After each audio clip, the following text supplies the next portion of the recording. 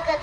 महाराज गणपती गजाश्वपती भूपती प्रजापती स्वर्णरत्न श्रीपती अष्टावधान जागृत अष्टपदान वैष्ठित न्यायालंकार मंडित शस्त्रास्त्र पारंगत राज्यनीती धुरंधर प्रौढ प्रताप पुरंदर राज्यनीती धुरंधर प्रौढ प्रताप पुरंदर क्षत्रिय कुलावंतास सिंहासनाधीश्वर महाराज अधिराज श्रीमंत श्री श्री श्री राजा शिव छत्रपती महाराज की. माझे नाव भूमी विनायक पाटील. मी आज सादर करीत आहे पोवाडा.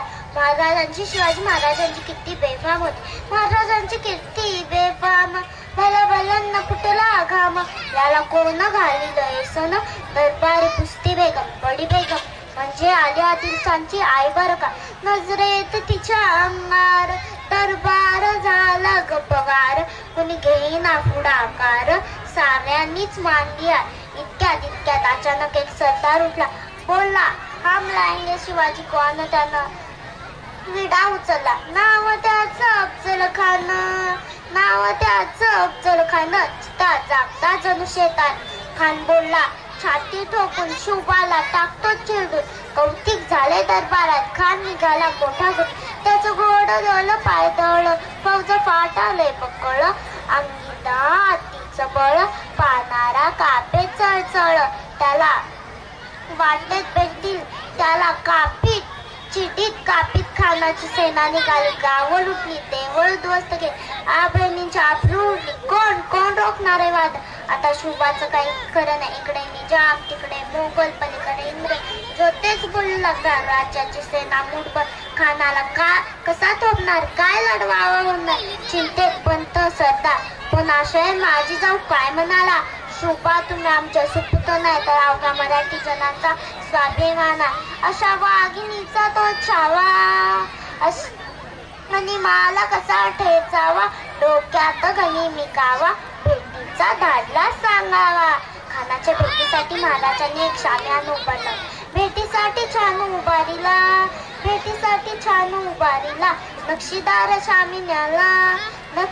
शामिन्याला आणा अशा शाम्याने. खान दौलत दुलताला सय्यद बंडा त्याच्या संगतीला शुभाच्या संगती माला. ते म्हणतात ना मोठा जीवा म्हणून वाचला शिवा. शुभाच्या संगती माला. खान महाराजांना पाहून कसा म्हणतो आओ शिवाजी आओ हमारे गले लग जाओ. खान हक मारी तो श्री रोखो न नजरी घर जिरा जी. खानाने महाराजांना आलिंगन दिला आणि दगा केला. खानदाभिमान मानाला कटारीचा वार त्यानं केला. खरखरा आवाज झाला. चिलकत होता अंगाला. खानाचा आवाज फुका गेला. खाण्यात पडला. इतक्यात महाराजांनी पोटामध्ये बिजवा ढकलला. वाघनकांचा मारा केला. टराटरा फाडलं पोटाला. खानाचा तडा गेला. कोथळा बाहेर आला. जिरा जी. अशा रीतीने प्रतापगड युद्ध झाले. धन्यवाद. खूप छान. या